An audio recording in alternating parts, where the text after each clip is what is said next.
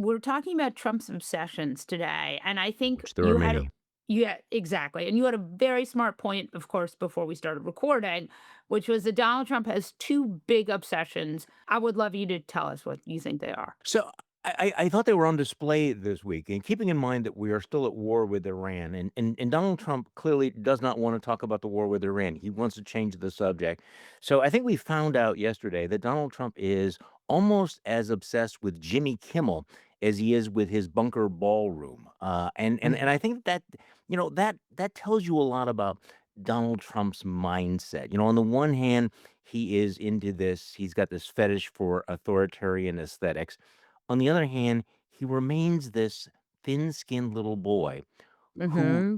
actually hates being laughed at and actually fears being laughed at more than just about anything else, which is why he and Melania almost immediately pivoted to, "We are just outraged. We are victims of Jimmy Mm-hmm. Kimmel telling a joke about us."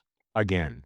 Yes, they are. By the way, I have to tell you, the fact that this crew is obsessed with, they're just basically obsessed with people talking about them, right? I mean, Yeah. they're offended by jokes, they're offended by this, by that, but like, even with the attempt this weekend, you had Carolyn Levitt saying, "Well, this is all about rhetoric. This is all about people talking about Trump in negative ways." Trump is all he has ever done is court attention. Am I wrong? Well no, he obviously is obsessed with being paid attention to, but in a certain way. I mean, he's Right. still deep inside this guy. I mean, he compares himself to Jesus. He wants to be the world bestriding colossus, but he's still this fat little boy who is afraid that people are snickering about him. And so Right. that's part of the dilemma that we have here. Look, on this issue of violent rhetoric, Right. and we could spend the whole time talking about this, but it is genuinely rich hearing Donald Trump and his acolytes complain about criticism as violent rhetoric. Here's a man who just was it last month when Robert Mueller died, said, "I'm Right. glad he's dead," who's called for the death penalty for his critics, who's talked about, hanging members of Congress who made videos. This man has done more to stir up this fever of violence than any political figure of his stature in American history. I mean, there's been violent rhetoric. Now, Yeah. I want to make it clear there are people out there who do engage in some Mhm. serious violent rhetoric, and I think they It's need to be bad. called out on all of Yeah. that. But what Donald Trump wants to do, what the Trumpists want to do, is they want to conflate political criticism and Right. political description of what and who he is with violent rhetoric. And I think that this is where we That's a need good to point. really make this distinction. The people who are talking about we need to have capitalist blood, running in the Right. streets, or people celebrating assassinations like one Right. guy up in northern Wisconsin. I mean, that needs to be called out. But when you say that Donald Trump is eroding democratic norms, Right. and is a fascist, I'm sorry, that is a description. And And I and and and this is not the moment to shut up about that. Right. And I would also add that they're also conflating just reporting, right? Like, how dare you say that Donald Trump doesn't need a ballroom, or that he had said it was going to be paid for by private companies, Yeah. and that that's kleptocracy. Like, that sort of thing is also not violent rhetoric. That is No. just accurate reporting. But I want to Yes. add, because I think this is I really think that's such a good point, that there's like that it is clearly an on purpose way that they're conflating these two things. But I want to add two other things. One is that this all comes on the heels of Donald Trump fighting with the Pope. Yeah. Remember that from the last season? Yes. Yeah, from the Oh, last season of that. Well, yes. that fight is not over, and I continue to be No. absolutely fascinated by the fact that he picked that particular fight. But, to your point about I mean, can we just call out the utter hypocrisy of Donald Trump, who claims that he was the free speech president? Remember how free speech was a big thing? Do you remember when the entire right was devoted to fighting against cancel culture? They get into Mhm. power, and what do? They have their own cancel culture, and he has gone into overdrive in trying to shut Brendan up Carr. critics, telling people not to say various things, using the cudgels of government like Brendan Carr Uh, to go after folks. I mean, the Jimmy fact that they Kimmel. want Well, okay, the Jimmy Kimmel thing I'm slightly obsessed with because I do Right. think that what happened last year was a turning point, and I think you and I talked about that. When That's they when right. they it looked like they canceled him when he was suspended, and then there was this, groundswell of support for Jimmy Mhm. Kimmel. Jimmy Kimmel came back on stronger than ever. I mean, Yes, I'm really correct. impressed with this guy. He's absolutely fearless. And the fact that they right now they're going back to trying to get rid of him, Melania Trump saying he should be fired, he should be Right. taken off. I mean, I'm sure that in her Slovenian education, they didn't tell her about the American First First Amendment and Amendment. anything, but it Yes. is that whole shut up culture Um, that they're using.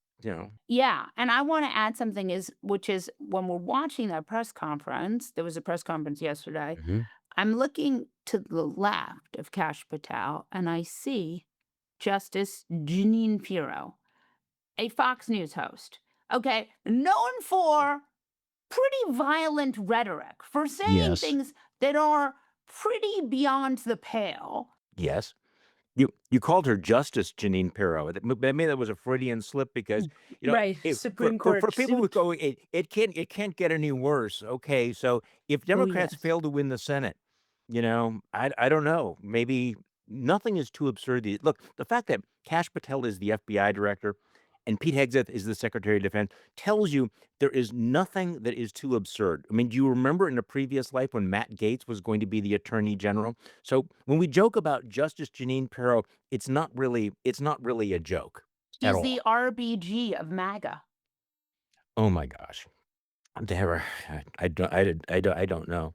I might Speaking be of right. which, Speaking of which, and I wrote in my newsletter today, I'm not a psychologist, so I can't tell you what Lindsey Graham is going through.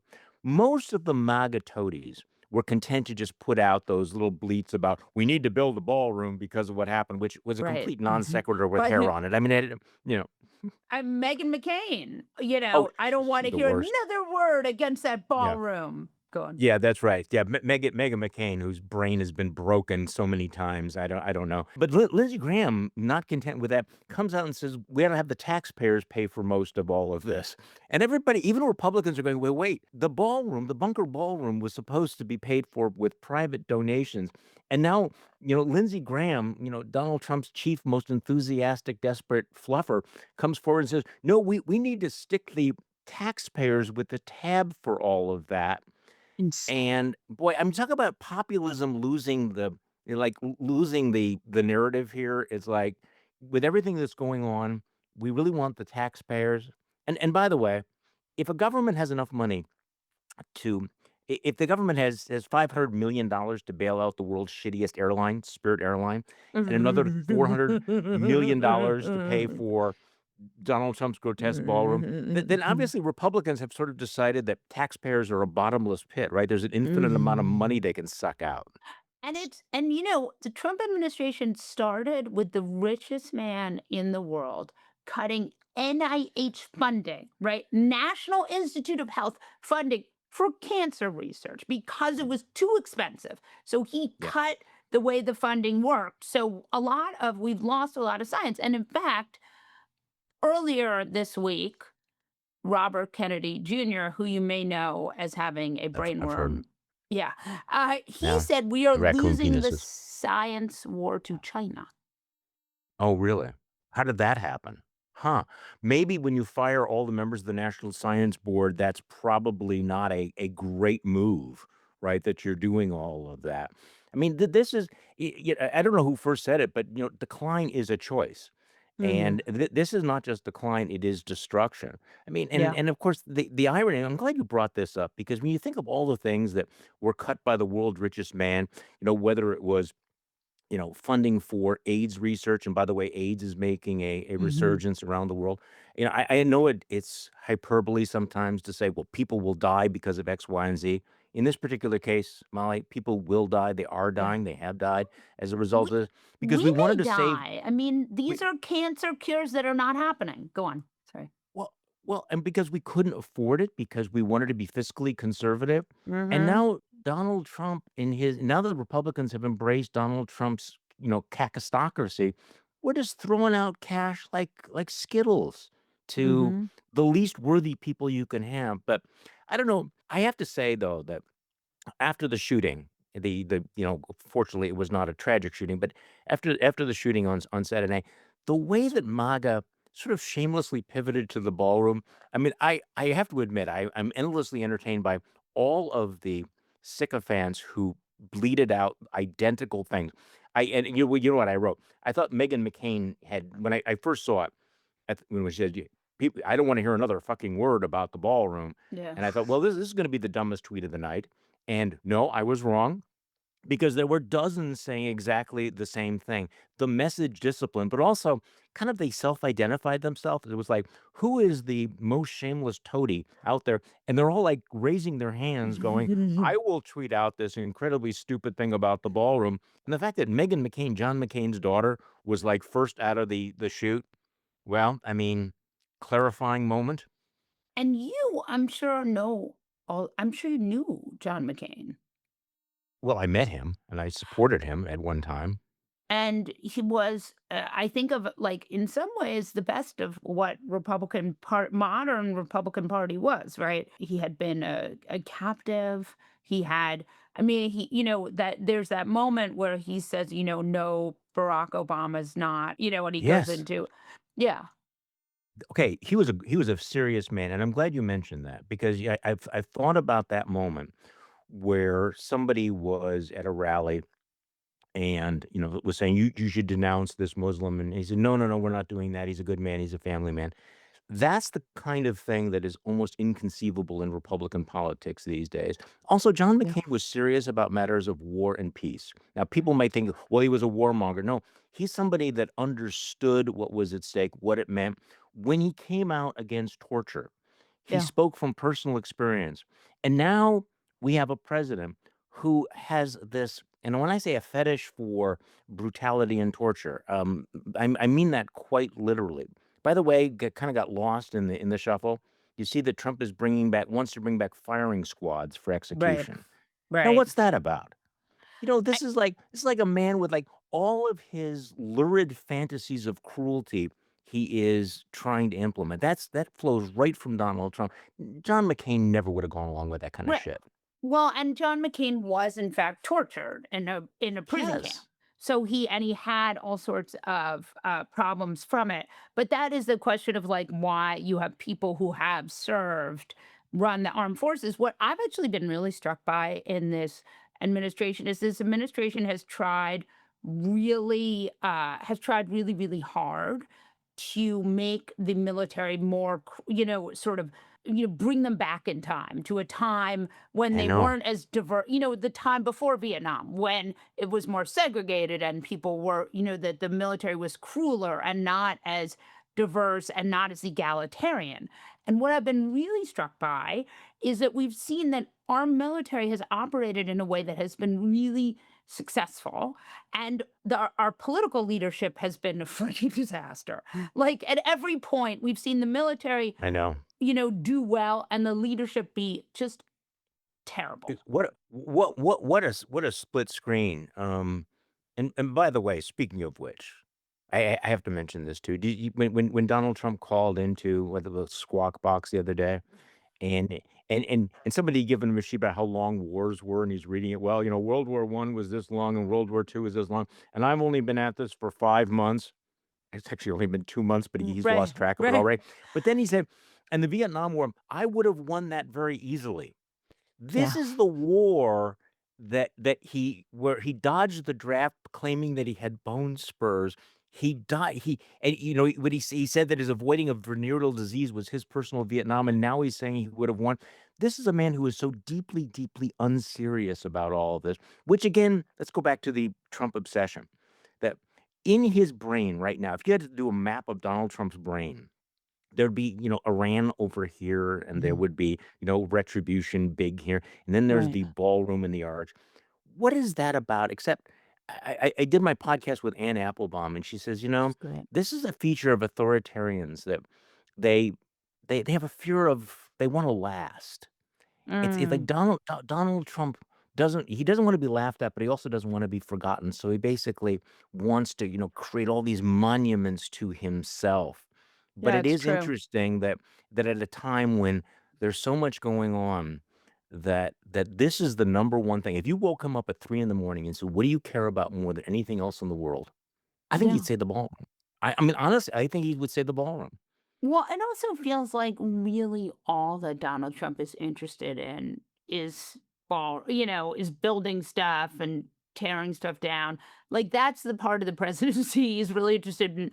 And none of that's really supposed to be what the president does.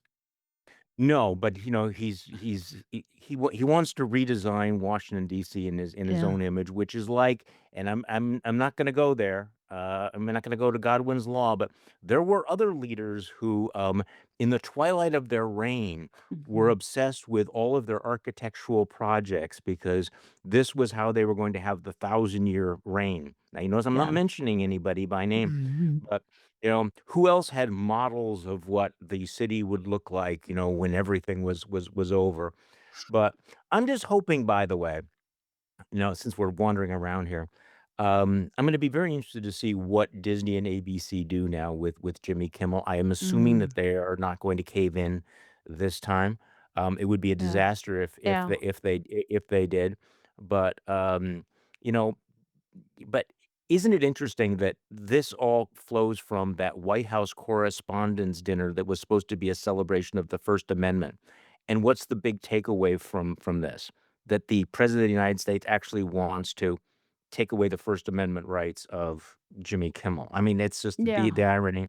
You weren't at the dinner, right? You didn't hang out with all the beautiful people? I mean, I'm here in No. Wisconsin with my dogs, so I never get invited. Well, I I would say I think you're right, and I think it's a really important point that what we've seen, and again, it comes to this idea like there's corporate censorship, right? There's Mhm. this sort of corporation censoring themselves because they want to have they wanna be able to make deals, right? They wanna be able to be Yeah. monopolies, and that was such a big part of the White House Correspondents' Dinner this year, right? Like, Barry Weiss, who is now the heir apparent of both, she's running CBS News, which was this venerable nonpartisan institution that she's now running, and that recently had an interview with Donald Trump, which was, by the way, the Nora O'Donnell interview with Donald Trump, where it was such a I mean, I don't know if you watch that. I watched the edited version. Yeah, the face you're making for those who are not watching this on YouTube, you should see the Charlie face Mm, because it's Vince. exactly the face I had while watching it, which was what was it exactly? It was what payback for look, see, this is why the news media cannot get into bed with politicians. It's why there's Yeah. coziness because you are compromised. It means that people are going to look at this and go, "Why are you asking this question? Why are you not asking this question?" I mean, it was and of course, speaking of ironies, Donald Trump is bragging about all the money that he got for suing CBS 60 Minutes for editing their Kamala Harris Mhm. allegedly editing the Kamala Harris interview. What people saw, what I saw on the air was a very, very heavily edited interview of him, which made him sound marginally more coherent than he actually was in Mhm. in real life. However, as much of a lost opportunity as that was, I do think the immortal words coming out of that were, "I am not a rapist, I am not a pedophile." So Richard Nixon, back in the 1970s, famously said, "I am not a crook," which became a meme for the ages. And Donald Trump basically said, "Hold my beer. I am not a pedophile, I am not a rapist." Words never spoken before by the President of the United States on national network television. So And, good job, there's Barry Weiss.